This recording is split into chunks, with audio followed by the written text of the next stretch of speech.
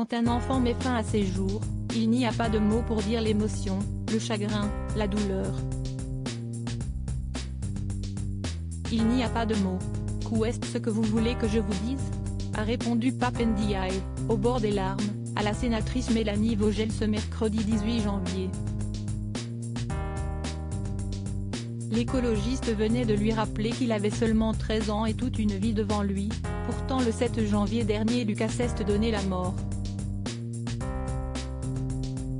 Pourquoi en 2023 en France un gamin homosexuel en arrive-t-il à se suicider ?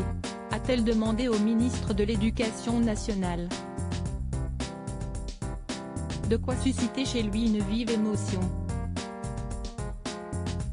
J'adresse mes pensées les plus émues à ses parents, à ses proches, à ses amis, a d'abord déclaré Pape Ndiaye dans une voix laissant poindre les sanglots. Ce drame montre à quel point la lutte contre le harcèlement scolaire, la lutte contre l'homophobie parce que l'homophobie tue, oui, doit demeurer une priorité du gouvernement, a-t-il ajouté, avant de rappeler que l'orientation sexuelle est souvent un point d'appui des auteurs de harcèlement. En matière d'homophobie et d'égalité entre les femmes et les hommes, la prévention passe en particulier par l'éducation à la sexualité.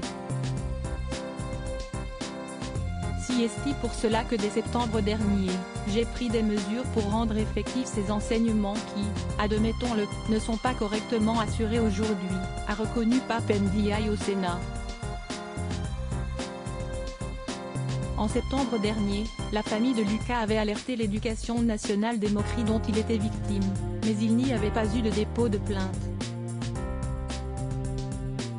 Interrogée par France Télévisions, la directrice des services départementaux de l'éducation nationale dans les Vosges, Valérie Dautresme, 4 élèves concernés avaient été reçus pour un rappel à l'ordre très ferme.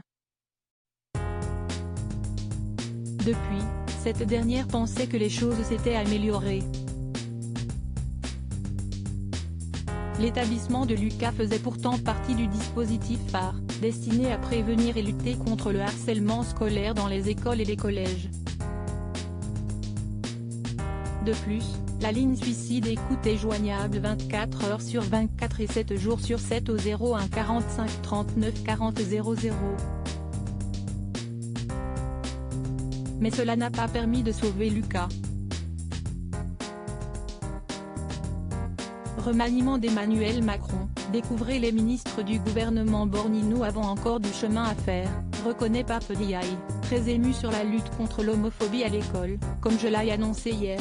J'ai décidé que dans chaque académie devaient être généralisés dans les prochaines semaines, des groupes de sensibilisation, de prévention et d'action contre les LGBT-phobies, et je vais suivre cela personnellement, a assuré le ministre de l'Éducation, promettant de faire changer les représentations.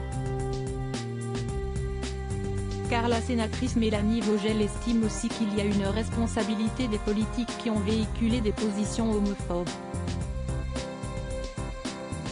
Nous avons encore du chemin à faire. Le harcèlement est une question qui concerne tout le monde, de même que l'homophobie. L'éducation nationale est pleinement engagée en la matière. Vous pouvez compter sur moi, a-t-il conclu, avant d'être copieusement applaudi par les sénateurs. Une séquence bouleversante diffusée sur LCP. Article écrit en collaboration avec 6 médias Crédit Photo, Capture Publique Sénat.